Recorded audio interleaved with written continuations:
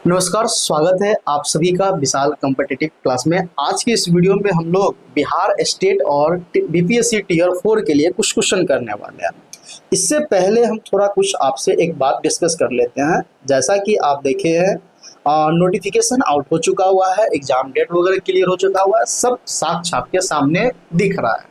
अब यहाँ से आपकी जो रफ्तार है अगर सामान्य रहती है तो तैयारी करने या न करने से कोई फर्क नहीं पड़ने वाला है, क्योंकि जानते हैं कंपटीशन खासकर गणित का अदर सब्जेक्ट की तुलना में कितना हाई होने वाला है। और पीछे बार की तुलना से अगर इस बार का देखिएगा तो और हाई होगा कंपटीशन। ठीक है, तो कंपटीशन इतना ज़्यादा हो गया हुआ है, वैकेंसी बहुत कम है। तो अगर तैयारी आप सामान्य गति से करते हैं तो कुछ नहीं होने वाला है। तैयारी को 5 से 10 गुना रफ्तार दीजिए तभी कुछ होने वाला है, अन्यथा कुछ नहीं होने वाला है। अब यहाँ से जो हम लोग गणित के छात्र हैं तो गणित हम लोग का मेन सब्जेक्ट है, तो गणित में ज़्यादा फोकस करना पड़ेगा और अदर सब्जेक्ट में भी फोकस करना पड़ेगा, लेकिन उसके कंपेयर में 5 गुना ज़्यादा मेहनत गणित पे करना पड़ेगा, क्योंकि गणित के दम पे ही हम लोग सिलेक्शन पा सकते हैं। और क्योंकि सामान्य सब्जेक्ट का तो लगभग सबका तैयारी रहता है, उसमें भी तैयारी हमें करना चाहिए बढ़ चढ़कर, लेकिन गणित को और ज़्यादा प्रिपेयर करना चाहिए। देखिए, अब यहाँ से तैयारी करने के क्रम में मैं अपना अनुभव बता रहा हूँ। मैं खुद इस बार एग्जाम देने वाला हूँ, स्टेट का और टीयर 4 का भी। हाल फिलहाल में मेरा बीएड कंप्लीट हुआ है, तो हम अपना एनालिसिस क्वेश्चन के बेसिस पे करके आपको बता पा रहे हैं कि यहाँ से अगर सामान्य दृष्टिकोण से अगर देखा जाए तो यहाँ से 2 काम हमें करना चाहिए, तो स्वाभाविक है आपको भी करना चाहिए।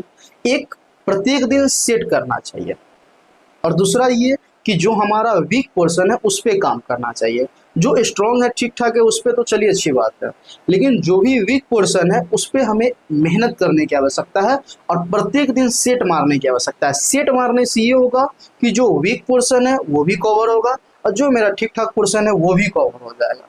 मतलब एक रिविजन होता पर चलेगा, रिसाइकिल फॉर्म होते चलेगा, जिससे ये होगा कि हमारा रफ्तार मेंटेन होते चलेगा धीरे धीरे समय के साथ, क्योंकि एग्जाम तो 1-2 मंथ बाद होने वाली है। 1-2 मंथ समय अच्छा खासा होता है रिवीजन करने के लिए, रिवीजन भी हो जाएगा और प्लस आपका जो वीक पोर्शन है उस पर भी अगर समय के साथ काम कीजिएगा तो ठीक हो जाएगा। ये बात रही तैयारी का। आज के इस वीडियो में हम लोग करने क्या वाले हैं तो सुनिए। आज के इस वीडियो में हम लोग बिहार स्टेट का और टीयर 4 के लिए कुछ क्वेश्चन करने वाले हैं, सेट करने वाले हैं। देखिए, अगर हम क्वेश्चन का एनालिसिस स्टेट का भी करके बैठे हुए हैं, टीयर 3 1 2 3 का भी करके बैठे हुए हैं, तो क्वेश्चन का एनालिसिस करने से ये निष्कर्ष निकला है कि एग्जाम में 3 टाइप का क्वेश्चन आ रहा है। एकदम ईजी भी आ रहा है, मॉडरेट लेवल का भी क्वेश्चन आ रहा है और अच्छा खासा एडवांस लेवल का भी क्वेश्चन आ रहा है। तो तीनों टाइप का क्वेश्चन आ रहा है, किसी एक को लेकर आप आगे बढ़ जाइएगा तो एग्जाम नहीं निकलने वाला है। तीनों को कंबाइंड करके और तैयारी को अच्छे से करना पड़ेगा, तभी एग्जाम निकलने वाला है। अगर आपका उद्देश्य केवल स्टेट करना होगा तो इससे बेहतर, मतलब इससे कुछ होने जाने वाला नहीं है। अगर आपका उद्देश्य ये होगा तो बढ़िया है, क्योंकि इसको करने के लिए इसको भी करना पड़ेगा और ये कुछ अलग नहीं है, ये इसी का पार्ट है। अगर इसके क्वेश्चन को और इसके क्वेश्चन को अगर कंबाइंड करके एनालिसिस कीजिएगा तो 19-20 का फर्क है, ज़्यादा फर्क नहीं है। क्वेश्चन को देखकर आप देखे होइएगा तो अच्छी बात है, नहीं देखे होइएगा तो देख लीजिएगा। उम्मीद है आप देखे जरूर होइएगा। तो इस दोनों के क्वेश्चन में ज़्यादा का फासला नहीं है, सामान्य है, दोनों का मतलब लेवल सामान्य है। अब यहाँ से हमें जब, जैसा कि अब आपको बताएं कि 2 पार्ट में हमें काम करना चाहिए, तो रिविजन सेट से हो जाएगा और प्लस हमें जो वीक पोर्शन है उस पर काम करना चाहिए। और हम ये भी एनालिसिस किए हैं, इसका जो सिलेबस है, चाहे वो बीपीएससी टीयर 4 का हो या फिर स्टेट का हो, इस दोनों में एक कॉमन बात ये है ना कि अगर अगर अगर class 9th plus class 10th को अगर अच्छे से कोई व्यक्ति कवर करता है, अच्छे से, तो अच्छे कहने का सेंस बहुत ही अच्छे से अगर कवर करता है तो समझिए उसका 80% तैयारी बहुत अच्छा हो जाएगा। स्टेट के लिए तो पर्याप्त है, स्टेट के लिए ज़्यादा दिमाग नहीं लगाना है, 9th 10th पे ज़्यादा दिमाग लगाइए, स्टेट आपका आसानी से निकल जाएगा। बीपीएससी टीयर 4 के लिए इसके साथ साथ थोड़ा एडवांस पे भी हमें ध्यान देना पड़ेगा। ठीक है, जैसा मैं अपना एनालिसिस बता रहा हूँ। ठीक है, तो 9th और 10th में अब आते हैं, थोड़ा 9th पे चर्चा कर लेते हैं। तो क्लास 9th पे अगर देखिएगा ना और क्लास 10th में देखिएगा, मैं फिलहाल पिछले 2016 से क्लास 10th और 9th से पढ़ा रहा हूँ, परिचित हूँ। तो 2016 से लेकर 2025 चल रहा है। तो मुख्य रूप से हम पिछले 10 से 11 साल में केवल यही काम किए हैं इसको पढ़ाने का। तो कहीं ना कहीं आपके नज़रिया से मेरा नज़रिया देखने का थोड़ा अलग है। क्लास 10th में ना टोटल 15 चैप्टर है। क्लास 10th में टोटल अगर चैप्टर देखा जाए तो 15 है। इस 15 चैप्टर में एक चैप्टर रचना है जो आपके काम का नहीं है। तो आप 15 ना बोलिए, आपको 14 चैप्टर लेकर चलना है, ठीक है। रचना से कुछ सवाल खास नहीं होता है, अब पूछा भी नहीं है। तो आपके पास 14 चैप्टर है, इस 14 चैप्टर को अच्छे से कवर कीजिए। और क्लास 9th का जो ज्योमेट्री वाला पोर्शन है, ज्योमेट्री वाला पोर्शन, इसको अच्छे से कवर कीजिए, क्योंकि ये जो एडवांस आप पढ़िएगा ज्यामिति का, सबका बेसिक यहीं पे है और जो यहाँ पे पढ़ने वाले हैं सब कुछ यहाँ पे है पहले से। और भी बहुत कुछ बात है। और जो 9th में जो भी आप चैप्टर 1, 2, 3 मतलब जो भी वास्तविक संख्या हो, बहुपद हो, दो चर हो, द्विघात हो, नियामक ज्यामिति हो, सब बात आप 10th में पढ़िएगा। तो 10th में जो पढ़िएगा ना, सब मतलब जो 9th में पढ़ना है सब 10th में पढ़ना है। बस थोड़ा ज्यामिति इस पे ज़्यादा फोकस कीजिएगा, क्योंकि 10th का ज्यामिति और 9th के ज्यामिति में जमीन आसमान का फर्क है। 9th का ज्यामिति का लेवल बहुत अच्छा है कंपेयर टू 10th के ज्यामिति से। 10th का ज्यामिति एक सीमित है, लेकिन 9th का ज्यामिति बहुत ही विस्तृत रूप है। अगर 9th के ज्यामिति को अच्छे से अगर कवर कर लेते हैं तो फिर एडवांस का ज्यामिति या किसी भी टाइप का ज्यामिति आपको क्वेश्चन करने का जरूरत नहीं पड़ता है। बस उस पर धार लगाने के लिए हमें एडवांस थोड़ा पढ़ना पड़ता है, क्योंकि थोड़ा कम समय लगे और बातों को हम जल्दी पकड़ पाए, उसके लिए एडवांस करना पड़ता है। तो इसमें क्लास 9 से ना आप ज्यामिति वाले पोर्शन को कंप्लीट कीजिएगा। बाकी क्लास 10 से 14 चैप्टर, 11 चैप्टर रचना को छोड़कर बाकी सबको कंप्लीट कीजिएगा। अब हमें ये नहीं पता है कि आपका कौन सा पोर्शन वीक है, कौन सा स्ट्रॉन्ग है। अब आप हमें कमेंट के माध्यम से बताइएगा कि आपका कौन वीक है, कौन मतलब स्ट्रॉन्ग है। जो वीक हो उस कमेंट में बताइएगा। उस चैप्टर का या जिस भी पार्ट का आपको चाहिए, उस थ्योरी या उसके आधार पे कॉन्सेप्ट क्वेश्चन कैसा पूछा गया हुआ है, आप कमेंट बताइएगा। उसके आधार पे हम आपको समय समय पे देते चलेंगे। एक काम ये हो गया। दूसरा काम ये रहा कि हम लोग अब सेट क्वेश्चन को करने वाले हैं। जो क्वेश्चन हम लेकर आपके सामने आ रहे हैं, ये इसका भी कुछ पार्ट है, कुछ इसका भी पार्ट है, कुछ इस दोनों को मिलाकर लाए हुए हैं। मतलब जो आज हम लोग 25 क्वेश्चन का सेट करने वाले हैं, ये जो क्वेश्चन होने वाला है प्रीवियस ईयर बिहार स्टेट में पूछा हुआ है उसको भी थोड़ा लिए हुए हैं उस टाइप का, और बीपीएससी टीयर 4 में जो क्वेश्चन पूछा हुआ उस टाइप के क्वेश्चन को मिक्स करके क्लास 10th और 9th के क्वेश्चन से आपको हम 25 क्वेश्चन का सेट करने वाले हैं। अब ये 25 क्वेश्चन को हम लोग हफ्ता में 2-3 सेट हम आपको देंगे, क्योंकि समय का अभाव मेरे साथ भी है और आपके साथ भी है। तो हमसे जितना बन पाएगा, क्योंकि तैयारी हम भी कर रहे हैं, तो इसमें जितना हमसे बन पाएगा उतना हम आपको देते चले जाएंगे। इस 25 क्वेश्चन का जो सेट होगा बहुत ही अच्छा खासा क्वेश्चन है। अब इस क्वेश्चन को हम लोग देखते हैं और देखते हैं कि इस टाइप का एग्जाम में पूछा हुआ क्वेश्चन है और पूछा हुआ है तो इस टाइप का आगे भी पूछा जाएगा और पीछे भी पूछा हुआ है।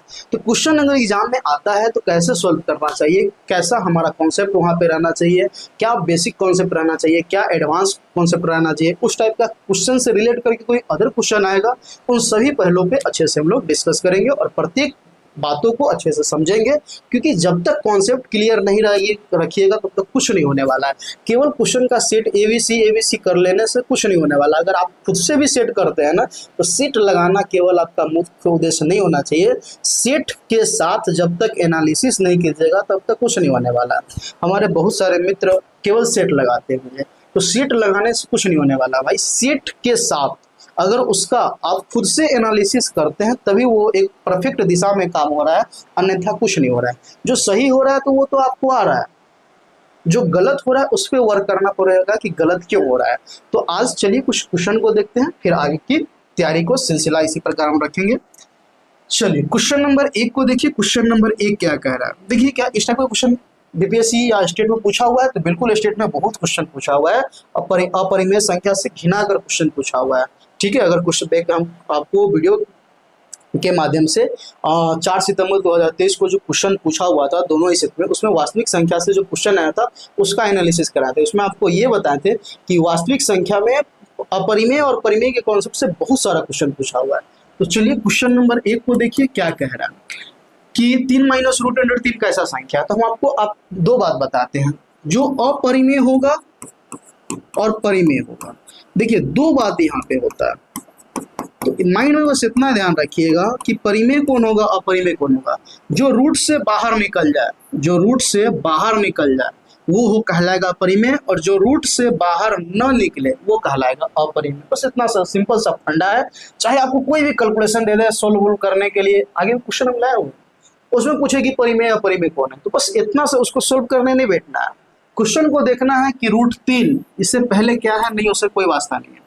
ये जो रूट 3 है क्या ये रूट से बाहर निकल सकता है, तो बिल्कुल नहीं, मतलब ये अपरिमेय संख्या होगा। जब डिस्कस कर रहे हैं तो बातों को प्रत्येक पहलू को समझते चलिए, ठीक है। रूट से बाहर नहीं निकल सकता है जिस कारण ये अपरिमेय संख्या होगा। चलिए आगे क्वेश्चन देखिए। क्वेश्चन नंबर 2 क्या कह रहा है कि बहुपद y cube minus 2y square minus root under 3y plus 1/2 का घात क्या होगा। मतलब आपसे बहुपद का घात पूछा जा रहा है। देखिए बहुपद का घात क्या होता है, अगर बहुपद के घात को समझिएगा, बहुपद का घात क्या होता है, तो बहुपद के घात में जितने भी पद हो, जैसे इसमें देखिएगा एक पद ये है, एक पद ये है, एक पद ये है, एक पद ये है, टोटल 4 पद है। देखा जाए तो पहला, दूसरा, तीसरा, चौथा, इन चारों पद में जिस पद का घात सबसे अधिक होगा वही बहुपद का घात कहलाएगा। सरल भाषा में आपको हम बता रहे हैं। तो इस पद का घात 3 है, इस पद का घात 2 है, इस पद का घात 1 है, इस पद का घात कुछ नहीं है तो 0 है, ठीक है। अगर इसका घात यहाँ नहीं कुछ है तो x का पावर 0 है, तो इस y है तो y का पावर 0 हो जाएगा। तो इसमें देखा जाए तो बहुपद का घात क्या होगा, तो सबसे अधिक घात कितना हो गया 3, तो बहुपद का जो घात होगा वो कहलाएगा 3, ठीक। अगर किसी विशेष टर्म का घात पूछता है, जैसे पूछ दे कि तृतीय पद का घात क्या होगा, तो इस पद का घात 1 हो जाएगा, इस पद का घात तो कुछ नहीं है तो 0 है। यहाँ पे हम लिख सकते हैं y का पावर 0, ठीक है। और हम ये जानते हैं किसी भी संख्या का पावर 0 हो उसका वैल्यू क्या होगा 1 हो जाएगा। तो दोनों y का पावर 0 लिख दिया, मतलब इस पद का घात 0 हो गया। फिलहाल बहुपद इतना का घात पूछ रहा है तो बहुपद इतना का घात 3 हो जाएगा, क्योंकि बहुपद का अधिकतम घात ही बहुपद का घात कहलाता है। इस क्वेश्चन को देखिए, ये क्वेश्चन आपका 3 हुआ कि y माइनस 4 बराबर 0 का आलेख कैसे सरल लिखा होगा। इसके लिए हम आपको कुछ कॉन्सेप्ट देना चाहते हैं। क्या कॉन्सेप्ट है, पहले कॉन्सेप्ट को समझिए। 2 बात यहाँ समझिएगा। पहला ये कि x बराबर a का आलेख कैसा होगा, दूसरा बात ये कि y बराबर a का आलेख कैसा होगा। कहिएगा ये x माइनस 4 है, आते हैं उस पर आते हैं, पहले इसको समझिए। x माइनस a का जो आलेख होगा, ये आलेख अगर x बराबर कुछ भी दिया हुआ है तो याद रखिएगा ये y अक्ष के समांतर होगा, y अक्ष के समांतर, जस्ट उल्टा हो जाता है, y अक्ष के समांतर होगा, ठीक है। अगर y बराबर a कुछ मतलब a जहां जो है ना कोई वास्तविक संख्या हो, इतना समझ लीजिए, हम लिख देते हैं वेयर a जो होगा ना a रियल नंबर होगा, ठीक है, कोई रियल नंबर होगा। तो y बराबर a जो होगा ना अगर दिया हो, इसका आलेख आपसे पूछे तो y है तो y का अपोजिट कर लीजिए, मतलब 2 ही आपको पढ़ना है, x अक्ष और y अक्ष। जेड एक्स मेरे ख्याल से नहीं पूछेगा, क्योंकि जेड एक्स का क्वेश्चन त्रिविमीय का नहीं डाला हुआ है, क्योंकि टोटल देखा जाए तो x अक्ष, y अक्ष और जेड एक्स होता है। तो फिलहाल जेड एक्स से कॉन्सेप्ट नहीं पूछा हुआ है सवाल, लेकिन हम उस पर भी चर्चा कभी और दिन कर लेंगे, फिलहाल यहाँ में। तो y बराबर a का जो आलेख होगा ना ये x अक्ष के समांतर होगा, x अक्ष के समांतर होगा। बस इतना माइंड में रखी रहेगा कि y बराबर a है उसका आलेख x अक्ष के समांतर होगा, x बराबर a है उसका आलेख y अक्ष के समांतर होगा। अब देखिए y माइनस 4 है बराबर 0 है, तो ये -4 उधर जाएगा तो क्या हो जाएगा +4, मतलब आप बोल सकते हैं y बराबर क्या आ जाएगा 4 आ गया। और y बराबर 4 मतलब y बराबर है, जहाँ ये कोई वास्तविक संख्या क्या कुछ भी हो सकता है, 4 हो सकता है, √2 हो सकता है, √3 हो सकता है, कुछ भी दिस दिमाना हो सकता है। तो y बराबर है तो इसका जो आलेख होगा ये आलेख क्या होगा, तो कहिएगा ये आलेख x अक्ष के समांतर, मतलब ऑप्शन आपका ए हो जाएगा। इस कॉन्सेप्ट को अच्छे से अपना नोट कर लीजिएगा। चलिए आगे जो क्वेश्चन देख रहे हैं 4 नंबर क्या कह रहा है कि यदि 2x प्लस वाई बराबर 2x माइनस वाई बराबर √8 है तो y का मान क्या होगा। देखिए यहाँ देखिएगा तो LHS, MHS और RHS ये तीनों एक दूसरे से बराबर है, तो पूछ रहा है y का वैल्यू क्या होगा। तो ये जो LHS वाला टर्म है अगर गौर से देखिए तो ये आपका LHS हुआ, ये अगर गौर ये आपका LHS यहीं तक हुआ, ठीक है। तो ये जो देख रहे हैं LHS, ये जो देख रहे हैं ये MHS और ये जो देख रहे हैं RHS, ये तीनों एक दूसरे से बराबर है। तो फर्स्ट टर्म, सेकेंड टर्म और थर्ड टर्म, ये तीनों जब एक दूसरे के बराबर है तो इतना बराबर भी LHS बराबर भी RHS हो जाएगा, MHS बराबर भी RHS हो जाएगा। मतलब आप कह सकते हैं कि 2x plus Y equal to भी रूट अंडर 8 होगा। ठीक है, रूट अंडर 8। और ये 2x माइनस वाई बराबर भी रूट अंडर 8 होगा। अब वैल्यू किसका पूछ रहा है, x का कि y का? अगर x का पूछे तो x को लुप्त कर दें, मतलब y को लुप्त कर देते। फिलहाल y का पूछ रहा है तो x वाले टर्म को लुप्त कर देंगे। सिंपल आपको घटाना पड़ेगा। ये सपोजिट इक्वेशन आपका 1 हुआ, ये इक्वेशन आपका 2 हुआ। घटाएंगे समीकरण 1 में से समीकरण 2 को तो चिन्ह बदलेगा, ये प्लस में है तो माइनस, ये माइनस में है तो हो जाएगा प्लस, ये प्लस में है तो हो गया माइनस। प्लस का 2x माइनस का 2x एक दूसरे से कट जाएगा। प्लस का y, इसका भी चिन्ह माइनस रहकर y हो गया, तो y जोड़ y हो गया 2y। ये प्लस का रूट अंडर 8, ये माइनस का रूट अंडर 8, ये भी कट जाएगा, मतलब 0 आ गया। तो 2y बराबर 0, तो जाहिर सी बात है रूट मतलब 2y बराबर 0 है, तो आप बोल सकते हैं इसीलिए y बराबर क्या होगा, तो y बराबर 0 होगा। मतलब ऑप्शन आपका सी हो जाएगा। उम्मीद है बातों को आप समझ होगा। आगे आइए, क्वेश्चन नंबर 5 देखिए। क्वेश्चन नंबर 5 जो देखिएगा तो कह रहा है, दिए गए चित्र में, आपके सामने एक चित्र लिखा हुआ है EFG एक त्रिभुज है जिसमें LM पैरेलल FG है। मतलब सिंपल सी बात है, थेल्स पर में आपको दिया हुआ। ठीक है, मतलब एक त्रिभुज है EFG जिसमें LM पैरेलल FG है, तो LE बराबर, ये LE है ना, LE इसका वैल्यू पूछ रहा है। मतलब ये बताइए यहाँ से लेकर ये क्या होगा। सपोज इसको अगर x लेते हैं तो x कर लेंगे ना, कुछ बोले, मतलब ये आपसे पूछा जा रहा है। तो थेल्स पर में से हम लोग क्या जानते हैं, EL बटा LF, ये इक्वल होगा किसके, EM बटा किसके, MG के। देखिए ये कॉन्सेप्ट कहाँ से आया, तो थेल्स पर में आप जानते हैं तो अच्छी बात है, नहीं जानते तो उसका संक्षिप्त हम थोड़ा चर्चा कर देते हैं।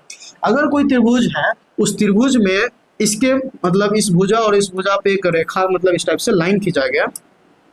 अगर ये लाइन इस लाइन के पैरेलल हो, मतलब ये दोनों आपस में समांतर हो, तो समांतर हो तो हम बोलेंगे इतना बटा इतना, इसका कुछ वैल्यू हो सकता है, बराबर इतना बटा इतना। मतलब इसका जो रेशियो होगा इसके रेशियो के बराबर होगा, जहाँ पे जो आपके सामने यहाँ दिख रहा है।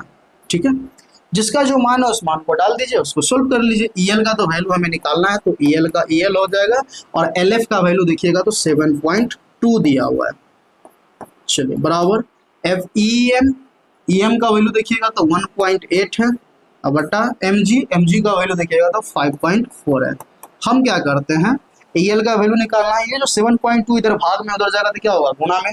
तो आप क्या लिख सकते हैं, EL बराबर आप लिखेंगे, देखिए यहाँ भी दशमलव है, इस दशमलव से ये दशमलव हट जाएगा, यूँ समझिए ना, तो समझिए ऐसे 18 बटा 10 और 54 बटा ऊपर चला जाएगा 10, तो फिर बात वही रहा। मतलब अगर दशमलव इसका हटाएंगे, ये भी एक अंक बाद दशमलव है, ये भी एक अंक बाद दशमलव है, इसका दशमलव हटाएंगे तो ऊपर 10 से गुना होगा, इसका दशमलव हटाएंगे तो नीचे 10 से गुना होगा, 10 से 10 कट जाएगा। मतलब बोल सकते हैं 18 बटा 54 अगुण है, ये जो 7.2 भाग में उधर जाएगा तो गुना में होगा, तो 72 कर देते हैं, दशमलव हटाकर बट्टा में 10 कर देते हैं। और इसको काट छाट कीजिए, काटेंगे 18 से काटेंगे तो 18 इकाई 18, 18 तिया 54, और 3 से काटेंगे तो 3 दूना 6 और 3 चौका 12, मतलब 24 बट्टा 10। तो इसको अगर 24 बट्टा 10 को तोड़ेंगे तो 2.4 आ जाएगा, सेमी में है तो सेमी हो जाएगा। कोई ऑप्शन है तो बिल्कुल ऑप्शन दे सकते हैं 2.4 सेमी। ठीक है, चलिए आगे आइए, क्वेश्चन नंबर 6 देखिए। ये सब बहुत इजी सवाल है, क्या इस तरह का सवाल पूछा हुआ है, तो बिल्कुल पूछा हुआ है, स्टेट एग्जाम में जाकर देखिए क्वेश्चन आया हुआ है। ठीक है, क्या कह रहा है, 2 cos स्क्वायर 60 डिग्री का मान क्या होगा। अगर इसको सिंपल तोड़िएगा तो 2 का 2 हो गया, cos 60 डिग्री का जो वैल्यू होता है तो cos 60 का वैल्यू 1/2 होता है, तो गुना हो जाएगा 1/2 का होल स्क्वायर। तो 2 का 2, 1 का स्क्वायर 1, 2 का स्क्वायर 4, और 2 से 4 काटा 2 बार में, मतलब आपका फाइनल आंसर आ गया 1/2। कोई ऑप्शन है तो ऑप्शन नंबर डी आप देख सकते हैं क्या लिखा हुआ है 1/2। चलिए आगे आइए, इस क्वेश्चन को देखिए, क्वेश्चन नंबर ये आपका 7 हो गया। क्या कह रहा है क्वेश्चन, इस बात को समझिए। देखिए कि 3 sin 33 डिग्री बटा कॉस 57 डिग्री। देखिएगा ये जो दो कोण दिया हुआ है, इस दोनों कोणों का योगफल केवल 90 होना चाहिए। अब क्या 90 हो रहा है? तो 33 57 को जोड़ेंगे तो बिल्कुल ये 90 डिग्री हो जाएगा। ठीक है, और जैसे ही 90 डिग्री हुआ इसका वैल्यू 1 हो गया, मतलब ये जो आप देख रहे हैं साइन 33 डिग्री बटा कॉस 57 डिग्री, तो 3 का 3 और साइन 33 बटा कॉस 57 का जो वैल्यू होगा ये 1 हो जाएगा। अब 3 गुने 1 मतलब क्या हो गया? 3, मतलब ऑप्शन आपका डी हो जाएगा। ठीक है, इस टाइप का और भी सवाल होता है, कभी ये माइनस में दे देगा, कभी ये गुना में, मतलब डिपेंड करता है सवाल पे। तो फिलहाल यहाँ पे देखिएगा ये बट्टा के फॉर्मेट में है, साइन को कन्वर्ट करेंगे तो कॉस में चला जाएगा, अगर साइन 33 डिग्री को कन्वर्ट करेंगे तो ये कॉस 57 हो जाएगा, और कॉस 57 से कॉस 57 कट जाएगा, या नहीं तो आप कॉस को कन्वर्ट कीजिएगा तो साइन 33 डिग्री हो जाएगा, जिससे एक दूसरे से कट कर 1 हो जाएगा और 1 गुने 3 आपका 3 हो जाएगा। बड़ी सरल सवाल है। चलिए क्वेश्चन नंबर अब 8 देखिए क्या कह रहा है।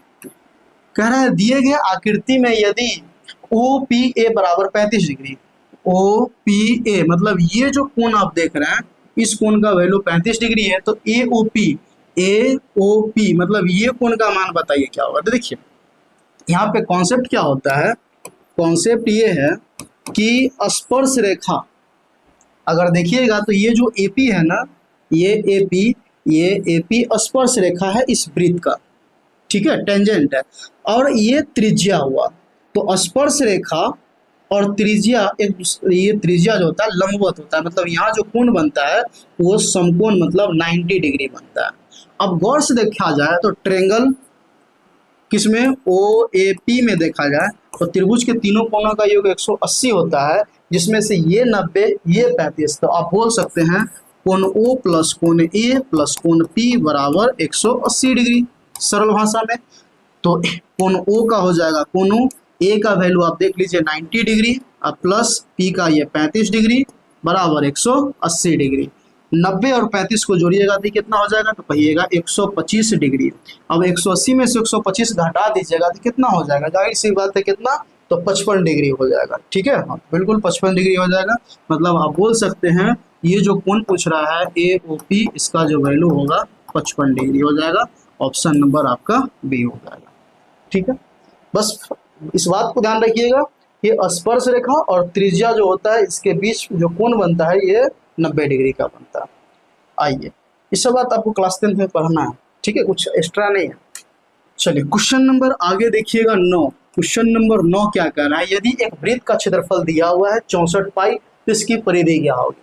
देखिए भाई वृत्त का क्षेत्रफल, तो वृत्त का क्षेत्रफल क्या होता है, तो कहिएगा पाई r² होता है, इसका वैल्यू दिया हुआ है 64 पाई, पाई से पाई कट जाएगा, r² बराबर 64, तो r बराबर √64 और √64 किसका वैल्यू होता है, तो कहिएगा 8 का।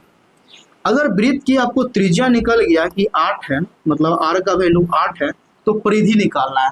तो वृत्त की परिधि क्या होती है, तो कहिएगा परिधि जो होता है ना 2 पाई r होता है। पाई में आंसर दिया हुआ है तो 2 गुने पाई और r के जगह पे 8 डालिएगा तो 8 दूना 16 पाई आंसर हो जाएगा। ऑप्शन नंबर अगर देखिएगा तो बी हो जाएगा।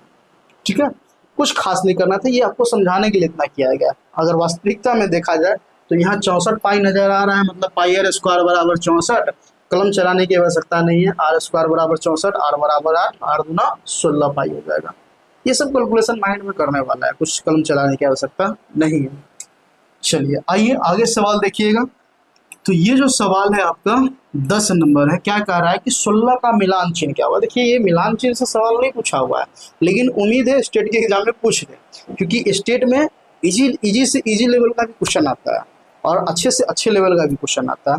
तो आप मिलान चिन्ह को थोड़ा ध्यान में रखकर जाइएगा, इसीलिए हम जब बुक एनालिसिस कर रहे थे तो इस क्वेश्चन को डाल दिए ताकि आप बातों को एक ही बार में समझ पाइए। देखिए मिलान चिन्ह समझ लीजिए, जो एक का जो मिलान चिन्ह होता है ना, जैसे हमें एक हिंदी में लिखना है, जैसे ये एक लिखे हुए हैं, तो इसको हम मिलान के चिन्ह में ना इस टाइप से लिखेंगे। ठीक है, अगर 2 लिखना है तो हम इसको 2 बार लिखेंगे, तो 3 बार होंगे, 2 बार लिखेंगे। अब हमें 4 लिखना है तो हम इसको 4 बार लिखेंगे, 1 2 3 4।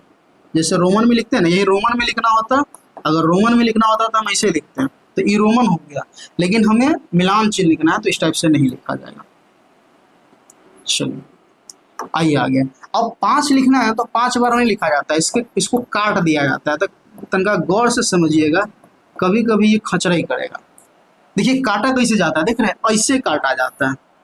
लेकिन कभी कभी उलझाने के लिए या आपको फंसाने के लिए एग्जाम में जानबूझकर ऐसे काटा जाएगा, इस बात को ध्यान रखिएगा, ये बात ध्यान रखिएगा, इस टाइप से काट देगा। काटा ऐसे जाता है लेकिन वो जानबूझकर ऐसे काट देगा। तो बताइए पांच पांच ये होगा या फिर ये होगा? तो जाहिर सी बात है 5 को हम ऐसे सिंबल करते हैं, ना कि ऐसे होगा, मतलब ये गलत है ये सही है। 5 को ऐसे नहीं लिखा जाता है, 5 का मिलान चिन्ह आपका ये है।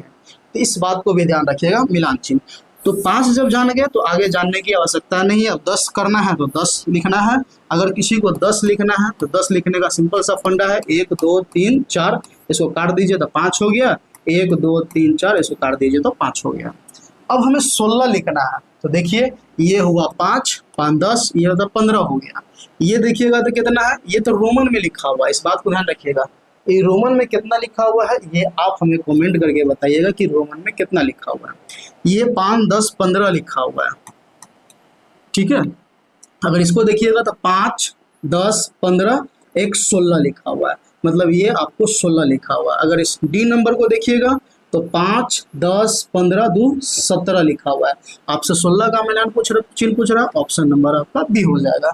खासकर इस बात का ध्यान रखिएगा 5 को उल्टा ना काटे, अगर ये काट रहा है तो ये 5 का मिलान चिन्ह नहीं है, 5 का मिलान चिन्ह ये है, इसीलिए आपको इस पर डिस्कस कर दिया। चलिए आगे आइए, क्वेश्चन नंबर 11 देखिए, बड़ी अच्छा क्वेश्चन है।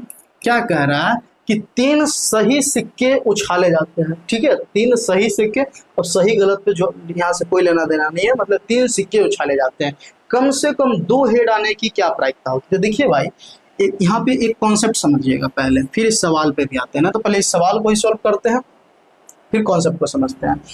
कुछ यहाँ पे मुख्य बातें आप ध्यान रखिएगा, नोट।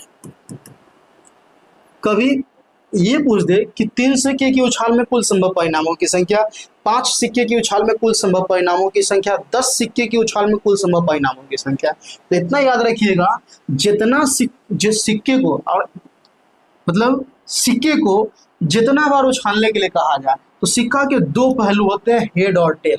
तो मान लेते हैं, सिंपल सा कॉन्सेप्ट लगा दीजिएगा 2 का पावर 1। अब जितना सिक्के को उछाला जाए उतना उसकी कुल संभव परिणामों की संख्या हो जाएगी। मतलब एग्जाम्पल के तौर पे अगर मान लेते हैं 1 सिक्के को उछाला जाए, तो 1 कहने का मतलब 2 का पावर 1 कर लीजिएगा, जिसका वैल्यू कितना हो जाएगा, 2 हो जाएगा। मतलब 1 सिक्कों को उछालेंगे तो कुल संभव परिणामों की जो संख्या होगी हेड और टेल होगी। अगर 1 सिक्के को 2 बार उछाला जाए, 1 सिक्के को 2 बार उछाला जाए मतलब पावर 2 हो जाएगा। तो 2 बार उछालेंगे ना तो कुल संभव परिणामों की संख्या 2 का पावर 2 कर दीजिए, 4 हो जाएगा। अगर 1 सिक्के को 3 बार उछाला जाए तो 2 का पावर 3 कर दीजिए, तो कुल संभव परिणामों की संख्या 8 हो जाएगा। अगर 1 सिक्के को 4 बार उछाला जाए तो 2 का पावर 4 कर दीजिए, कुल संभव परिणामों की संख्या 16 हो जाएगा। ये सिलसिला इसी प्रकार चलता रहे। एक बात आपसे और कहना चाह रहे हैं, यहाँ पे शब्दों के साथ कभी कभी खेलता है, तो घबरा फंसिएगा नहीं। क्या लिखिएगा, देखिए यहाँ पे इसी पे हम चर्चा करते हैं। ये क्या लिखा हुआ है, 1 सिक्के को 2 बार उछालना। सुनिएगा बात को ध्यान से, 1 सिक्के को 2 बार उछालना या 2 सिक्के को 1 बार उछालना, बात एक ही हुआ। क्या बोले कि 1 सिक्के को 2 बार उछालना, मतलब 1 सिक्का को उछालें, परिणाम आया, 2 परिणाम आएगा, नोट कर लीजिए। फिर 1 सिक्के को, उसी सिक्के को फिर दोबारा उछाल दिए, फिर उसका भी परिणाम कितना आएगा, 2 आएगा। तो 1 सिक्के को 2 बार उछालना मतलब कुल संभव परिणामों की संख्या 4 होगा, या 2 सिक्के को एक साथ उछालना, उसकी भी कुल संभव परिणामों की संख्या 4 होगा। या फिर 1 सिक्के को 3 बार उछालना तो 2 का पावर 3, कुल संभव परिणामों की संख्या 8। या 3 सिक्के को एक साथ उछालना, या 3 सिक्के को 1 बार उछालना, मतलब कुल संभव परिणामों की संख्या 8 आएगा। जैसे मान लेते हैं 3 सिक्के को उछाले, तीनों को 1 बार उछाल दिए, तो पहले सिक्के का परिणाम, दूसरे सिक्के का परिणाम, तीसरे सिक्के का परिणाम, नोट किए, फिर उछाले। मतलब ये सिलसिला इसी प्रकार का चलते रहेगा। तो बस शब्दों के साथ कभी कभी खेल देता है कि 1 सिक्के को उछालना, इतने बार उछाला जाता है तो कुल संभव परिणामों की संख्या बताइए। या फिर ये बोल दे कि 5 सिक्के को 1 बार उछाला जाता है तो कुल संभव परिणामों की संख्या बताइए। तो 5 सिक्के को 1 बार उछालना मतलब 2 का पावर 5, और 2 का पावर 5 मतलब 32, मतलब कुल संभव परिणामों की संख्या 32 हो जाएगा। या यूँ बोले कि एक सिक्के को 5 बार उछाला जाता है या 5 सिक्के को 1 बार उछाला जाता है? बात तो वही हुआ। अब आते हैं सवाल पे। अब यहाँ क्या कह रहा है, 3 सिक्के की उछाला जाता है, तो 3 सिक्के की उछाल में कुल संभव परिणामों की संख्या जो होगा 8 होगा। कैसे 8 होगा, तो सुनिए क्या क्या हो सकता है। 3 सिक्के को उछाले, पहले सिक्के, दूसरे सिक्के, तीसरे सिक्के, तीनों पे हो सकता है हेड हेड आ जाए, एक विकल्प ये है। दूसरा विकल्प ये है कि तीनों पे टेल टेल टेल आ जाए, पहला विकल्प। फिर ये भी हो सकता है कि स्टार्टिंग 2 पे हेड आ जाए और तीसरे पे टेल आ जाए। जस्ट इसका अपोजिट भी हो सकता है कि स्टार्टिंग 2 पे हेड और तीसरे पे टेल आ जाए। फिर ऐसा भी हो सकता है कि स्टार्टिंग वाले पे हेड आ जाए और बाकी दोनों पे टेल आ जाए। ठीक है, ऐसा भी हो सकता है कि स्टार्टिंग वाले पे टेल आ जाए, बाकी दोनों पे हेड आ जाए। एक विकल्प ये भी हो सकता है कि हेड आ जाए, फिर टेल आ जाए, फिर हेड आ जाए।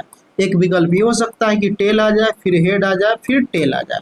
मतलब कुल संभव परिणामों की संख्या यही 8 हो सकता है, 8 के अलावा कुछ नहीं हो सकता है। तो इतना याद रखिए, 3 सिक्के की उछाल में कुल संभव परिणाम ये होंगे। और आपसे पूछा जा रहा है कम से कम 2 हेड आने की, कम से कम 2। तो कम से कम में ध्यान रखिएगा, अधिक से अधिक जितना हो जाए उससे कोई वास्ता नहीं है, लेकिन कम से कम 2 होना चाहिए, 2 से कम नहीं होना चाहिए। 2 से अधिक चल सकता है लेकिन 2 से कम नहीं चल सकता है। ठीक है, तो कम से कम 2 हेड आ जाए। तो यहाँ देखिए, यहाँ तो 2 से अधिक है, मतलब ये चल सकता है। क्या ये चलेगा? इसमें तो एक हेड नहीं है, तो ये बिल्कुल नहीं चलेगा। क्या ये चल सकता है? तो हाँ, इसमें 2 हेड है, मतलब ये चल सकता है। क्या ये चलेगा? तो नहीं, इसमें 1 हेड है। क्या ये चलेगा? नहीं। क्या ये चलेगा? हाँ, इसमें 2 हेड है, ये चल सकता है। इसमें भी 2 हेड है, चल सकता है।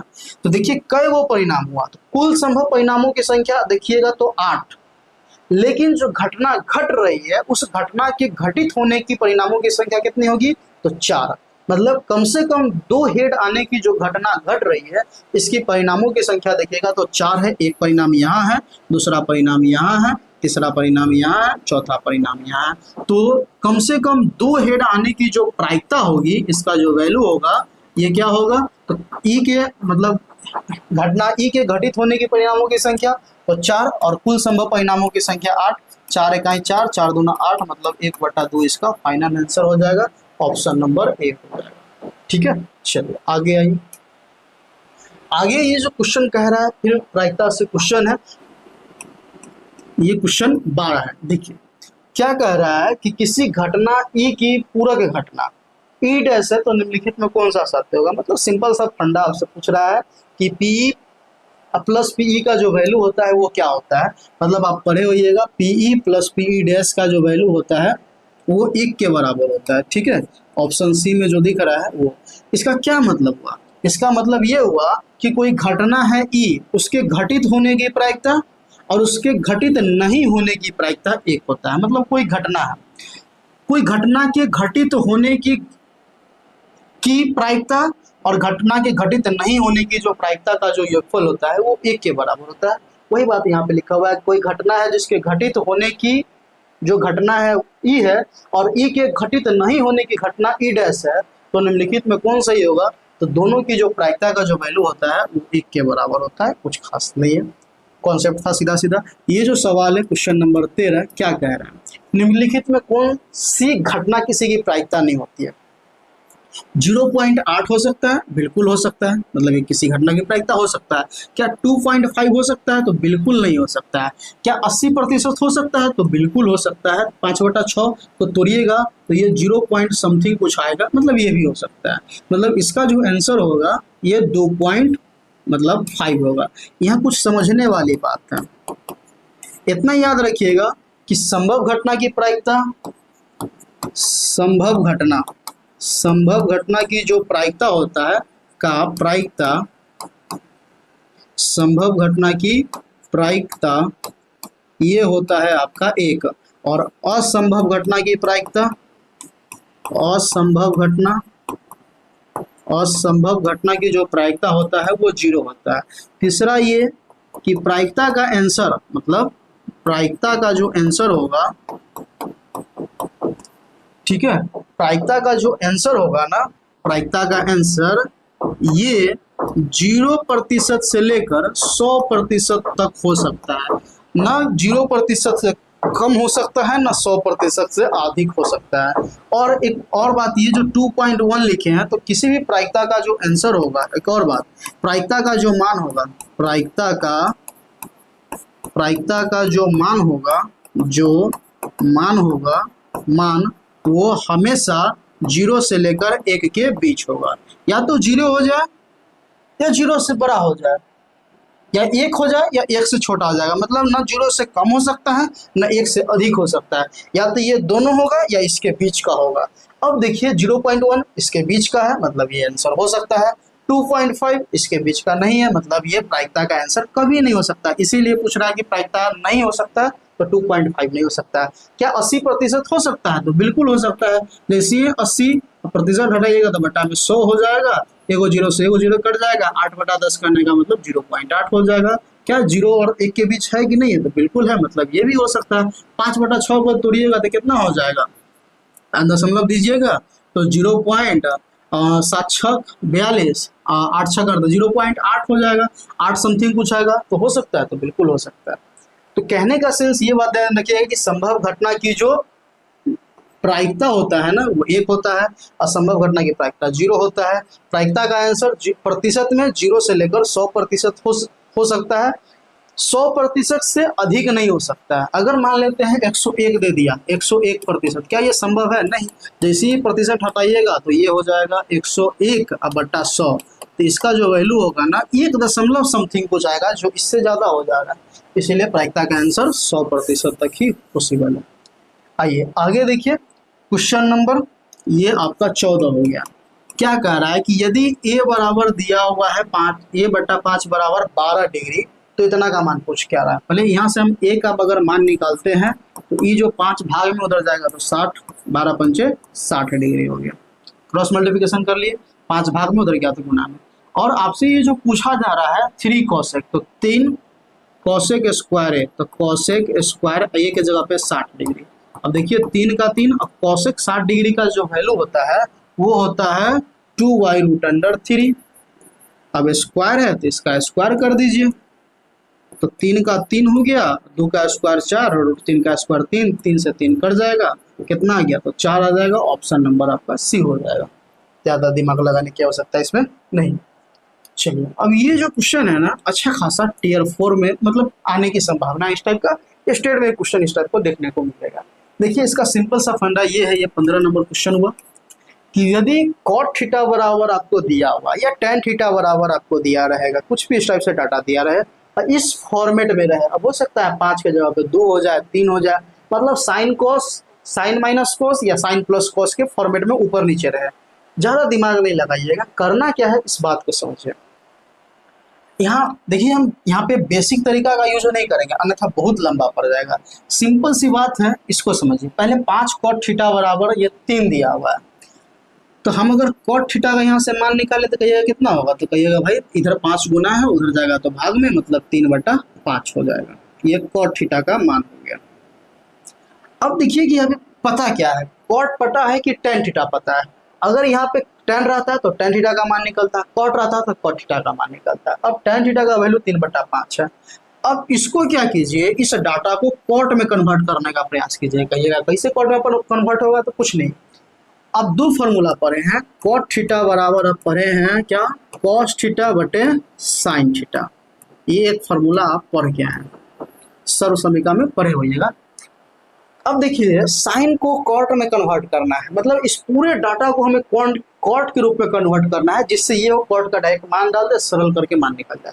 तो हम करना कुछ नहीं है, कॉट थीटा बराबर होता है कॉस बटा साइन। अगर हम क्या करें, इसके अंश में और इसके हर में अगर साइन से भाग दे दे, कहिएगा साइन निकाला तो बटा में क्या है साइन, इसीलिए साइन से भाग देने जा रहे हैं, ताकि कॉस बटा साइन हो जाए कॉट, और साइन बटा साइन कट कर 1 हो जाए। देखिए जैसे यहाँ पे हम इसके अंश और हर दोनों में साइन से भाग दे रहे हैं, यही अगर tan होता, यहीं पर अगर tan होता तो भाग देते कॉस से, क्योंकि हम फार्मूला जानते हैं tan थीटा बराबर क्या होता है, तो साइन थीटा बटे कॉस थीटा होता है। तो इसके बटा में कॉस है, इसीलिए कॉस से भाग देते, इसके बटा में साइन है, इसीलिए साइन से भाग देंगे। मतलब सिंपल सा काम ये करने जा रहे हैं, हम साइन से भाग दे रहे हैं। तो 5 साइन थीटा बटे हो गया साइन थीटा, इस समझाने के लिए लिख रहे हैं, उतना ही लिखने की कोई जरूरत नहीं था। और 3 cos थीटा बटे हो जाएगा cos थीटा। ये आपका हो गया, cos का है लिख रहा है, साइन ना लिख रहा, साइन थीटा, ये अंश का वैल्यू हो गया। फिर मूल बटा, फिर 4 साइन थीटा अब बटे हो गया साइन थीटा, फिर प्लस 3 cos थीटा बटे साइन थीटा। मतलब हम क्या किए, अंश और हर में दोनों में साइन से भाग देंगे। अब साइन बटा साइन कट कर 1 हो गया, साइन बटा साइन कट कर 1 हो गया। अब थोड़ा सोचिए, 5 का हो गया 5, इसको हम यहाँ यही पे लिखते रुकिए, 5 का हो गया 5, फिर माइनस का माइनस, 3 का 3, कॉस बटा साइन। कॉस बटा साइन क्या जानते हैं, क्या होता है, कॉट।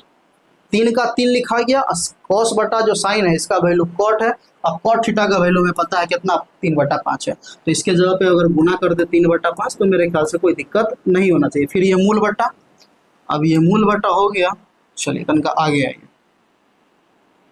फिर ये 4 का हो गया 4 गुने साइन बटा साइन, तो ये कट गया तो इसका तो खत्म ही हो गया खेल। ये प्लस का हो गया प्लस, 3 का हो गया 3, फिर गुना कॉस बटा साइन, फिर से कॉट हो गया। कॉट का वैल्यू आप देख रहे हैं कितना है, 3/5, तो यहाँ डाल दीजिए 3/5। मेरे ख्याल से यहाँ तक कोई दिक्कत वाली बात नहीं होगा। अब यहाँ पे कुछ होने जाने वाला नहीं है, कटने उठने वाला नहीं है कि काट देंगे। तो देखिए 5 का हो गया 5 और माइनस 3/3 9/5, फिर मूल बटा 4 का 4 और प्लस 3/3 9/5, मतलब ऊपर नीचे दोनों जगह बटाबर का जोड़ घटाव कर लीजिए। 5 1 का लसा, ये मूल बटा 5 1 का लसा हो गया 5, ये हो जाएगा 50 25, ये -9, ये 5 1 का लसा फिर से 5, ये हो गया 4 5 20, अब प्लस का 9, 5 से 5 कट गया तो 25 में से 9 जाएगा तो 16, और 20 और 9 29 हो जाएगा। मतलब सिंपल सा बात रहा, 16/29, मतलब ऑप्शन नंबर आपका बी आ रहा है। फिर से बातों को समझिए, इस टाइप का सवाल 100% हम श्योर है एग्जाम में आएगा। एग्जाम बाद आप क्वेश्चन मिला लीजिएगा, 100% क्वेश्चन देखने को मिलेगा, चाहे वो टियर 4 का एग्जाम हो या स्टेट का एग्जाम हो, क्वेश्चन रहेगा। कॉन्सेप्ट ये रहेगा, भले यहाँ पे ऊपर नीचे कुछ भी खचड़ाई कर सकता है, वो डिपेंड करता है एग्जामिनर के मूड पे, लेकिन क्वेश्चन का भाव इसी आधार पर रहने वाला है। बस ये ध्यान रखिएगा कि हमें वैल्यू किसका दिया हुआ है, कॉट का। तो कॉट का दिया हुआ है, मतलब अगर tan होता तो इसको tan के रूप में व्यक्त करते, उसके लिए हम भाग देते cos से। अगर कॉट का वैल्यू दिया हुआ है तो इस डाटा को हम कॉट के रूप में कन्वर्ट कर दिए। सिंपल सी बात है, आप दिमाग में इतना इलाम झाम ये लिखने की कोई जरूरत नहीं था। एग्जाम में अगर बनाते तो सीधा हम क्या लिखते, सो देखिए सीधे साइन बटा कॉस, मतलब साइन बटा साइन कट गया, बच गया 5, फिर -3 साइन बटा कॉस, क्योंकि हम कॉस से भाग देने जा रहे हैं भाई, मतलब सॉरी साइन से भाग देने जा रहे हैं, तो साइन बटा साइन कट गया, 3 का 3, साइन बटा कॉस हो गया कॉट, और कॉट का वैल्यू हमें पता है 3/5। फिर मूल बटा, साइन से साइन कट जाएगा तो 4 का हो जाएगा 4, और फिर प्लस का प्लस, 3 का हो गया 3, और कॉस बटा साइन फिर से कॉट, और कॉट का वैल्यू 3/5। बस यहाँ पे मैं कवर लाते सवाल को, जो कि आप यहाँ लिखे हुआ है, देख रहे हैं सीधे। अब सिंपल सी बात यहाँ देखते हैं, यहाँ ना कुछ है 1 है, यहाँ भी ना कुछ है 1 है, दिमाग में 1 5 का लसा हो जाता है 5, 50 25 और -9 करते हैं, और फिर मूल बटा 1 5 का लसा हो जाता है मतलब 5, 1 से 5 में 5 बार, 5 चौका 20, और प्लस करते 3 तिहाई 9, 5 से 5 काटते, 25 में से 9 जाता तो 16, और 20 9 29 हो जाता। तो इतना जो डिस्क्राइब किए हैं ये बातों को समझने के लिए किए हैं, ताकि आप कॉन्सेप्ट को समझ पाए। जब तक आप कॉन्सेप्ट नहीं समझिएगा तब तक कुछ नहीं होने वाला है। कॉन्सेप्ट सार होता है किसी भी चीज़ का, अच्छे से उसको समझिए, और बातों को समझने के बाद उस बातों को समझिए। डायरेक्ट अगर वहाँ पे जाइएगा तो हो सकता है, अभी तो बातों को समझ जाइएगा, जब एग्जाम में बैठिएगा तो हो सकता है आपसे गलती हो जाए। तो गलती ना हो उसके लिए थोड़ा इस कॉन्सेप्ट को भी ध्यान में रखा कीजिए, इसका भी रिविजन कीजिए। ऑटोमेटिक जैसे बिल्ड हो जाएगा ना, आप यहाँ से मूव ऑन करके ऑटोमेटिक खुद वहाँ पे चले जाइएगा। ये हम अपना अनुभव बता रहे हैं। चलिए इस क्वेश्चन को देखिए, ये क्वेश्चन नंबर आपका 16 हो जाएगा। कह रहा है कि यदि कोसेक थीटा बराबर 10 हो तो सेक थीटा का वैल्यू क्या होगा। हम लोग क्या देखते हैं, सिंपल सी बात है, कोसेक थीटा दिया हुआ है और कोसेक थीटा बराबर हम लोग जो देखा हुआ है √10 बटा में कुछ नहीं है। तो एक बड़ी सरल बात बना लेते हैं, ये आपका h हुआ, ये आपका p हुआ, पाइथागोरस से b निकालिएगा तो √h², मतलब √10 का स्क्वायर माइनस p पी का स्क्वायर, पी का वैल्यू 1, 1 का स्क्वायर 1 होगा। रूट 10 का स्क्वायर कीजिएगा तो हो जाएगा 10 माइनस 1 का स्क्वायर 1, और 10 में से 10 में से 1 जाएगा तो 9, और 9 किसका हो गया 3 का। अब सेक पूछ रहा है तो सेक थीटा बराबर क्या जानते हैं, तो कहिएगा हम जानते हैं एच वाई बी होता है। एच का वैल्यू, तो एच का वैल्यू देख रहे हैं रूट अंडर 10, और बी का वैल्यू, तो बी का वैल्यू 3 दिखा हुआ है। हो गया बात खत्म, ऑप्शन नंबर आपका बी हो गया। तो सवाल बेहद सरल था, कुछ इसमें ज़्यादा दिमाग लगाने की आवश्यकता नहीं था, ये सबसे सरल और सटीक उपाय है। इलाम झाम इतना करने की कोई जरूरत नहीं था, ये सब इतना करने की कोई जरूरत नहीं था। आप क्वेश्चन में डायरेक्ट यहाँ पे करते हैं, रूट 10 का square 10 minus 1 root under 9, root 9 का वैल्यू 3, माइंड में सीधा संकेत जाता कि बी का वैल्यू 3 आ गया। सेक थीटा बराबर एच, एच के जगह पर रूट अंडर 10, अब बी का वैल्यू 3, मतलब रूट अंडर 10/3, ऑप्शन आपका बी हो जाता। चलिए आगे आइए, इस क्वेश्चन को देखिए, ये क्वेश्चन नंबर आपका 17 है। क्या कह रहा है, समांतर श्रेणी इतना इतना का सर्वांतर ज्ञात कीजिए। सर्वांतर मतलब कॉमन डिफरेंस जो होता है T2 माइनस T1, ठीक है, T2 माइनस T1, मतलब ये हुआ पहला पद, ये हुआ दूसरा पद, ये हुआ तीसरा पद, तो हमें दूसरा पद में से पहला पद को घटा देना है, तो 50 माइनस रूट अंडर 18 करेंगे। ये अब 50 को तोड़िए थोड़ा, 50 को कैसे तोड़ेंगे, तो 50 25, 25 दूना 50, तो आप इसको लिख सकते हैं 5 गुने 5 गुने 2, 18 को 3 तिहाई 9, 9 दूना 18, तो ये बात सब लिखना समझाने के लिए लिखा जा रहा है, वरना ये सब तो लिखने की कोई आवश्यकता ही नहीं है। 50 25, 25 दूना 50, 3 तिहाई 9, 9 दूना 18। अब सिंपल सी बात है, यहाँ कई को रूट, एक जोड़ा बाहर निकलेगा तो ये 5 रूट अंडर 2 हो गया, फिर माइनस यहाँ से एक जोड़ा निकलेगा तो 3 रूट अंडर 2 हो गया। अब 5 को रूट 2 में से 3 को रूट 2 जाएगा तो कई को रूट 2 बच जाएगा, तो 2 को रूट 2 बढ़ जाएगा, ऑप्शन नंबर आपका बी हो जाएगा। चलिए आगे देखिए, क्वेश्चन नंबर 18 क्या कह रहा है, तो क्वेश्चन नंबर 18 कह रहा है कि समांतर श्रेणी इतना इतना का 14वां पद ज्ञात करें। देखिए भाई, 14वां पद अगर हमें ज्ञात करना है तो सिंपल सा इसको लिखिए a प्लस 13d। कहिएगा ये कहाँ से हुआ, तो जैमा पद ज्ञात करने के लिए कहा जाए ना, उससे एक कम कर दीजिए। कॉन्सेप्ट क्या होता है, फॉर्मूला Tn बराबर a plus n minus 1 into D होता है, ठीक है। अगर यहाँ पे n है तो n माइनस 1 है, अगर यहाँ पे 10 होगा तो 10 माइनस 1 होगा, यहाँ पे 14 होगा तो 14 माइनस 1 होगा, और 14 में से एक जाएगा तो क्या होगा 13 गुने डी, तो क्या होगा 13d। हमें a प्लस 13d का मान निकालना है। देखिए भाई, a का वैल्यू क्या होगा, तो पहला पद जो कहलाता है वो a रहता है, a प्लस 13 गुने d का मान निकालना है। दूसरा पद में से पहला पद घटा दीजिए, जैसा कि अभी जस्ट पीछे देखे हैं, तो 7 में से 3 घटाएंगे तो क्या हो गया 13, अब 13 चौका कहिएगा 52, 52 में 3 जोड़ेंगे तो कितना हो गया 57, ऑप्शन नंबर आपका कौन हो गया 13 चौका 52, अब 52 और 3 आपका 55 हो जाएगा, ठीक है, 57 नहीं 55 होगा। कोई ऑप्शन है तो बिल्कुल ऑप्शन नंबर आपका बी हो जाएगा। बढ़िया गया। चलिए ये क्वेश्चन को देखिए, ये क्वेश्चन नंबर आपका आई थिंक 19 हो गया। समीकरण इतना का विवेचक निकाले। विवेचक कहने का सेंस क्या हुआ, विवेचक मतलब आपका डी, और डी बराबर क्या होता है, तो बी स्क्वायर माइनस 4ac होता है। बी का वैल्यू तो देखिए, ये जो एक्स स्क्वायर का गुणांक होता है वो कहलाता है ए, जो एक्स का गुणांक होता है वो कहलाता है बी, और जो अचर होता है वो सी। द्विघात समीकरण का जो सामान्य रूप होता है इस सबको नोट कर लीजिएगा, a x square plus b x plus c बराबर 0 होता है, जहाँ ए नॉट इक्वल टू 0 हो। ये द्विघात समीकरण का सामान्य रूप हुआ। ये जो आप देख रहे हैं द्विघात समीकरण का सामान्य रूप हुआ, जनरल फॉर्म हुआ। तो ये जो x का गुना एक्स स्क्वायर का गुणांक होगा वो a होगा, x का गुणांक b होगा, जो अचर होगा वो c होगा, जैसा कि वहाँ पे आप देख रहे हैं।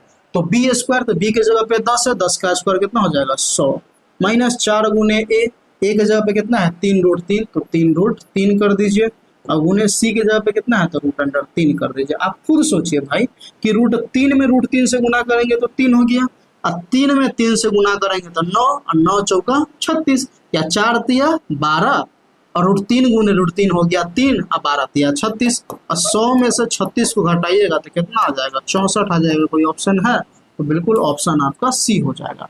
2-4 बात और समझिए, विवेचक से 3 शर्त यहाँ पे ध्यान रखिएगा, 3 बात यहाँ से ध्यान रखिएगा। हालांकि इसमें शायद हम ऐड किए हैं कि नहीं किए मुझे तो उतना याद नहीं है, लेकिन 3 बात ध्यान रखिएगा।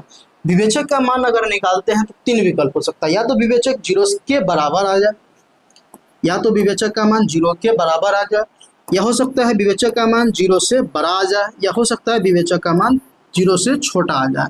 तो इसके मूलों की प्रकृति पूछा जाता है, पूछा हुआ सवाल है मूलों की प्रकृति।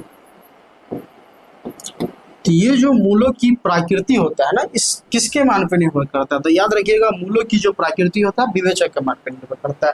3 विकल्प है, यदि विवेचक का मान 0 से बड़ा हो, या विवेचक का मान 0 के बराबर हो, या विवेचक का मान 0 से छोटा हो। ये हुआ आपका विवेचक। इस बात को भी नोट कर लीजिएगा, सवाल ठीक ठाक आता है। तो विवेचक का मान अगर 0 के बराबर हो तो इसके मूलों की प्रकृति हो जाएगा वास्तविक, वास्तविक और समान, या बराबर भी आप बोल सकते हैं।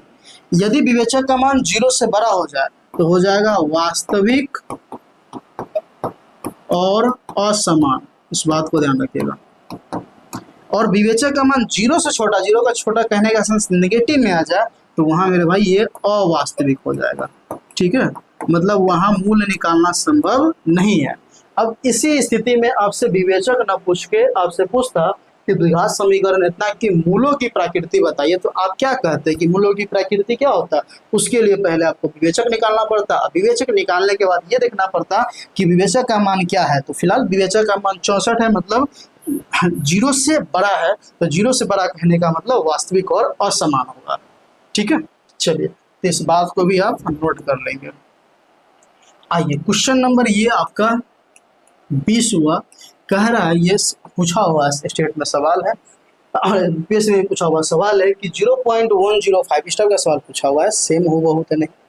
इतना का p/2 के पावर m गुने 5 के पावर n के रूप में निरूपित क्या होगा? देखिए मतलब इतना को ना कन्वर्ट करना है p/q के रूप में। तो सुनिए 0.105 है भाई, इसको कन्वर्ट करेंगे तो कई अंक बाद दशमलव कहिएगा 3 अंक बाद। तो 105 पे क्या हो जाएगा? तो 3 को 0 दे दीजिए। ठीक है, अब इसको क्या प्रयास कीजिए इस रूप में कन्वर्ट करने का। तो उससे पहले आप काट छाट करना चाहे तो कर सकते हैं। काटेंगे जैसे 5 से काटते हैं फिलहाल, तो 5 से काटेंगे तो ये 21 बार में कटेगा। 5 से इसको काटेंगे तो 5 से काटेंगे तो 5 दूना 10 और 2 को 0 का 2 को 0 हो जाएगा। मतलब ये आया 21/200। 200 को लिख सकते हैं 2 गुने 100, और 100 को कोई लिख सकता है क्या? 2 का पावर 2 गुने 5 का पावर 2। 2 का पावर 2 कहने का सेंस क्या हुआ? देखिए 2 का पावर 2 कहने का 2 का पावर 2 कहने का सेंस हो गया 4, और 5 का पावर 2 कहने का मतलब 25, और 4 गुने 25 इसी की जगह फिर से 100 आ जाएगा। तो हमको इस फॉर्मेट में लिखना है। तो इस फॉर्मेट में लिखने के लिए देखिए 100 में कै गो 2 है? तो कहिएगा 2 गो 2, 1 गो 2 पहले से अपने पास है। मतलब फाइनली अगर हम लिखना चाहें तो 21/2 गो 2 यहाँ 100 में 1 गो 2, मतलब 2 का पावर 3 हो जाएगा। अब 5 कै गो? तो 5 तो ऑलरेडी पावर 2 है। तो देखा जाए यही कोई ऑप्शन है तो बिल्कुल ऑप्शन अगर बी देखते हैं 21/2 का पावर 3 और 5 का पावर 2, ये आपका परफेक्ट आंसर हो जाएगा। ठीक है, चलिए आगे आइए। प्रश्न संख्या 21 देखिए क्या कह रहा है। कह रहा है कि दो संख्याओं का गुणनफल क्या होता है? मतलब देखिए दो संख्या है, ये डायरेक्ट थ्योरी है, ये देखा जाए तो डायरेक्ट थ्योरी है चैप्टर 1 का वास्तविक संख्या का। दो संख्या a गुने b का जो वैल्यू होगा इस संख्या के HCF गुने इस संख्या के LCM के बराबर होगा। तो देख लीजिए कहीं लिखा हुआ है तो बिल्कुल ऑप्शन अगर सी को देखिएगा तो HCF गुने LCM बोल रहा है, ऑप्शन नंबर आपका सी हो जाएगा। यही से सवाल उत्पन्न आपसे कर देता है कि यदि दो संख्याओं का HCF इतना हो, LCM इतना हो, पहली संख्या दिया हो तो दूसरी संख्या बताइए। ठीक है, क्वेश्चन आए भी हुआ है एग्जाम में। चलिए आगे क्वेश्चन देखिए, ये आपका 22 नंबर सवाल है। क्या कह रहा है? एक गोले जिसकी त्रिज्या 2r है उसका आयतन क्या होगा? मतलब एक गोला है जिसकी त्रिज्या जो r का जो वैल्यू है ना वो 2r कर दिया हुआ है, तो गोले का आयतन क्या होगा? देखिए भाई गोले का जो आयतन होता है 4/3 पाई r क्यू होता है। तो 4/3 का 4/3, पाई का पाई, r के जगह पे 2r कर देना है, इसका होल क्यू कीजिएगा। तो इसका जो होल क्यू करेंगे ना तो क्या लिखा जाएगा? 4/3 पाई और 2 का क्यू कितना हो जाएगा? 8, और r का क्यू r3, और 8 में 4 से गुना होगा तो कितना हो जाएगा? 32/3, और पाई का पाई और r3 का r3। देख लीजिए कोई ऑप्शन है तो 32 पाई r3/3 जो कि ऑप्शन आपका 1 है। लेकिन इतना करने की झमेला नहीं होता, अगर हम आपके जगह पे होते तो हम इतना नहीं करने फतेह। आप क्या करते हैं सुने, हम यहाँ देखते हैं कि त्रिज्या को कितना गुना किया जा रहा है। अगर कोई वृत्त है, अगर कोई वृत्त है तो उसकी त्रिज्या, अगर सॉरी गोला है ना, अगर कोई गोला है तो उसकी त्रिज्या r होगा। अब इसकी त्रिज्या को क्या किया जाए, पहले त्रिज्या r था, अब इसकी त्रिज्या को 2 गुना कर दिया गया। कितना गुना, 2 गुना कर दिया गया, मतलब 2r कर दिया गया। जैसे किसी त्रिज्या को 2 गुना कर रहे हैं तो उसका आयतन 8 गुना बढ़ जाएगा, क्योंकि पावर है, आयतन मतलब क्या होता है, आयतन मतलब पावर 3, आयतन मतलब पावर 3। जितना गुना कर रहा है उसका पावर उतना कर दीजिए। जैसे 2 गुना कर रहा है तो 2 का पावर 3 कर दीजिए, और 2 का पावर जैसे 3 कीजिएगा तो मतलब 8 गुना। पहले का जो आयतन होगा उसका 8 गुना बढ़ जाएगा। और गोला का आयतन हम लोग जानते हैं 4/3 पाई आर क्यू होता है। 8 सौ कितना हो जाएगा 32, तो 32/3 पाई आर क्यू। इलाम झाम करने की आवश्यकता नहीं था, हम लोग जानते हैं गोला का आयतन 4/3 पाई आर क्यू। हाँ, पाई आर क्यू है 8 चौका 32/3 पाई आर क्यू अपने जगह पर। ठीक है, यह सवाल हो सकता है ऐसे न दे जो अभी हम बोले वैसे भी दे सकता है। यदि किसी गोले की त्रिज्या 2r हो तो उसका आयतन कितना गुना होगा, पूछा जा सकता है। या ऐसे भी सवाल हो सकता है, यदि किसी गोले की त्रिज्या को 2 गुनी कर दी जाए तो उसका आयतन कै गुना बढ़ जाएगा। तो उसका आयतन निकालने, कै गुना निकालने के लिए जितना दिया हो, त्रिज्या को जितना गुना बढ़ाया हो उसका पावर 3 कर दीजिए। जैसे 2 गुना कर रहा है तो 2 का पावर 3, अगर 3 गुना करता तो 3 गुना करता तो 3 का पावर 3 करते, जो कि 27 गुना बढ़ जाएगा। तो इस सब बात को ध्यान में अच्छे से रखे रहिएगा। ये सब बेसिक बात है, यहीं से सवाल एग्जामिनर देता है और हम और आप फंस जाते हैं। चलिए आगे देखिए सवाल क्या कह रहा है। ये सवाल आपका 23 नंबर हो गया। ठीक है, कह रहा है कि 2 वृत्त के क्षेत्रफल का अनुपात दिया हुआ है, 2 वृत्त के क्षेत्रफल का अनुपात दिया हुआ है, तो उनकी परिधि का अनुपात क्या होगा, या यहाँ पे बोल देता त्रिज्याओं का अनुपात क्या होता। देखिए, तो परिधि का अनुपात पूछे या त्रिज्या का अनुपात पूछे, सेम ही होगा। तो फिलहाल परिधि पूछ रहा है तो परिधि का अनुपात, ठीक है, यहाँ पे आपसे परिधि का अनुपात पूछ रहा है। परिधि का अनुपात बराबर, तो परिधि का अनुपात बराबर जो होगा ना, जो क्षेत्रफल का अनुपात है उसका सीधा वर्गमूल कर दीजिए। जैसे समझिए क्या इसके पीछे कहानी क्या है, या तो 2 चीज हो सकता है, या तो त्रिज्या का अनुपात देगा तो क्षेत्रफल का अनुपात पूछेगा, उस पर भी हम चर्चा कर रहे हैं। तो यहाँ पे 2 कॉन्सेप्ट हो सकता है, बातों को पहले समझ लीजिए, फिर ये सवाल कुछ नहीं है। अगर हमको त्रिज्या का अनुपात दे, 2 वृत्त है, पहले वृत्त की त्रिज्या r1, दूसरे वृत्त की त्रिज्या r2, अगर त्रिज्या का अनुपात हमें दे और क्षेत्रफल का अनुपात पूछे तो मेरे भाई कुछ नहीं करना है, r1 का स्क्वायर कर दीजिए और r2 का स्क्वायर कर दीजिए, कहानी हिट। सेकेंड विकल्प ये हो सकता है, जस्ट इसको रिवर्स कर दे कि क्षेत्रफल का अनुपात दे दे, क्षेत्रफल का अनुपात दे दे, सपोज एट x अनुपात y दे दे, कुछ भी हो सकता है।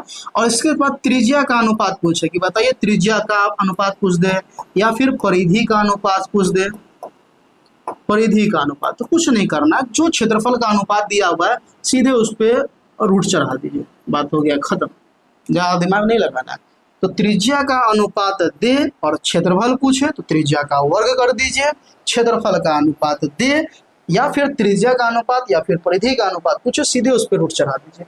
अब थोड़ा आप खुद सोचिए, तनिक मस्तिष्क पे जोर डालिए कि वृत्त के क्षेत्रफल का अनुपात दिया हुआ है, परिधि का अनुपात पूछ रहा है, सीधा इस पे रूट चढ़ाइए, √9 अनुपात √4, तो कहिएगा 9 मतलब √9 अनुपात 4 है, तो √9 किसका होगा, तो कहिएगा √9 3 का हो जाएगा, और √4 किसका होगा 2 का। तो 3 अनुपात 2 कोई ऑप्शन है, तो देखिए ऑप्शन नंबर ए जो दिख रहा है 3 अनुपात 2, यही आपका होगी। इसको उल्टा करके देख लीजिए, अगर किसी वृत्त की त्रिज्या का अनुपात 3 अनुपात 2 है तो उसके क्षेत्रफल का अनुपात क्या होगा, त्रिज्या का अनुपात 3 अनुपात 2 है तो क्षेत्रफल निकालना है, तो 3 का स्क्वायर 9, 2 का स्क्वायर 4। चलिए आइए आज का सेकेंड लास्ट क्वेश्चन 24 नंबर क्या कह रहा है, इस बात को समझिए। कह रहा है कि दिए गए समकोण त्रिभुज में AB/AC का जो वैल्यू है ना, ये आपको मतलब पूछ रहा है क्या होगा। देखिए किस कोण के लिए लिखा जा रहा है, इस कोण के लिए पूछा जा रहा है। ये कोण अल्फा है, सब में देखिएगा अल्फा अल्फा अल्फा लगा हुआ है, मतलब इस कोण के लिए पूछा जा रहा है। तो इस कोण के लिए दिया क्या हुआ है, तो इस कोण के लिए सामने वाली भुजा लंब होगा, ये तो फिक्स है, कर्ण होगा, ये होगा आधार। तो आपको दिया हुआ है AB/AC, तो AB को देखिए, तो AB आपका ये हुआ AB, AB मतलब आधार, तो B हो गया और AC मतलब ये हुआ जो कि H। अब आप खुद सोचिए B/H क्या होता है, तो कहिएगा कॉस। अब यहाँ पे थीटा है कि अल्फा है, अल्फा, तो कॉस अल्फा कर दीजिए। कोई ऑप्शन है तो बिल्कुल यहाँ पे ऑप्शन आपका बी हो जाएगा, कॉस अल्फा। ठीक है, बड़ी सवाल सरल था। आइए आगे सवाल देखिए, क्वेश्चन नंबर, चलो देखिए ये क्वेश्चन नंबर आपका 25 हो गया। आज का लास्ट सवाल है। देखिए इस टाइप का सवाल आपको हम पहले भी कराए, कहिएगा इसी में तो हम बिल्कुल थेल्स प्रमेय वाला एक सवाल कराए थे, वहां फिगर था, यहाँ फिगर नहीं है। कह रहा है कि त्रिभुज ABC, तो एक त्रिभुज हो गया ABC, A B और C। इस त्रिभुज ABC में DE पैरेलल BC है, तो ये आपका DE हो गया, ये पैरेलल है BC के। तो AD बटा DB, AD का वैल्यू 3 दिया हुआ है, DB का वैल्यू 5 दिया हुआ है। AE, ये जो AE है तो AE का वैल्यू 4.8 दिया हुआ है, तो EC पूछ रहा है। पर थेल्स प्रमेय से हम जानते हैं कि AD बटा DB ये बराबर होगा किसके, तो AE बटा EC के। अब जिसका जो मान उस मान को डाल दीजिए। तो AD का वैल्यू देखिएगा तो भाई 3 है, DB का वैल्यू 5 है और AE का वैल्यू 4.8 है और EC का वैल्यू EC रहने दीजिए। ठीक है, क्रॉस मल्टीप्लिकेशन कीजिए। जैसे ही क्रॉस मल्टीप्लिकेशन कीजिएगा तो 3 गुने EC, तो 3 गुने EC बराबर 4.8 और गुने हो जाएगा 5। ये जो EC गुना में इधर आएगा तो मतलब 3 गुना में इधर आएगा तो भाग में दशमलव हटाएंगे तो 48 बटा 3 गुने 10 हो जाएगा और गुने ये 5 हो जाएगा। नहीं समझे, दशमलव हटाए तो 10 आ गया, 3 इधर से इधर आया, 5, 48 गुने 5 और 3 गुने 10। 5 से काटेंगे तो 5 दूना 10 हो गया, और क्या बोलते हैं 2 से काटिए तो ये 24 हो गया, और 3 से काटिएगा तो ये 8 हो गया। मतलब 8 इसका आंसर आ रहा। कोई ऑप्शन है तो बिल्कुल ऑप्शन नंबर आपका C हो जाएगा। तो अब ये देखिए ये 25 क्वेश्चन का जो सेट था कैसा लगा, किन किन बातों, कोई ऐसा बात हो जो आपको न समझ आया हो, या मेरे ख्याल से तो ऐसा कोई बात नहीं है जो आप न समझे हो, क्योंकि इसमें कुछ बात को हम इतने अच्छे लेवल से इतने बारीकी से आपको समझाने का हम अपना 100% दिए हैं। उम्मीद है बातों को आप समझे होइएगा। ठीक है, बहुत जल्द ये आपका सेट 1 है। ठीक है, इसी प्रकार हम लोग अल्टरनेट या 1-2 दिन पे समय का जैसे जैसे मुझे मिलेगा उसी प्रकार आपके साथ हम सेट का साझा करते चलेंगे। ठीक है, तो ये सेट कैसा लगा आप अपना रिव्यू दीजिएगा। इसमें क्या और सुधार किया जाए, किस टाइप का क्वेश्चन और लाया जाए, या ऐसा कौन सा टॉपिक आपका कमजोर है क्लास 9th का या 10th का या किसी भी मैथ का कोई भी पार्ट हो जो लगे कि एग्जाम के दृष्टिकोण से ये इम्पोर्टेंट है, मेरा ये पोर्शन कमजोर है, इस पर थोड़ा लाया जाए वीडियो। निश्चित रूप से मेरे भाई उस पर लाने का प्रयास करेंगे 100%। उस टाइप के क्वेश्चन को या उसके कॉन्सेप्ट के आधार पर क्वेश्चन को लाने का हम लोग प्रयास करेंगे। ठीक है, धन्यवाद। तो मिलते हैं किसी और सेट में, किसी और वीडियो में। तब तक के लिए अच्छे से पढ़िए, दबा कर पढ़िए। एक सेट हम लोग अपना एक पक्का जरूर करने वाले हैं। ठीक है, चलिए।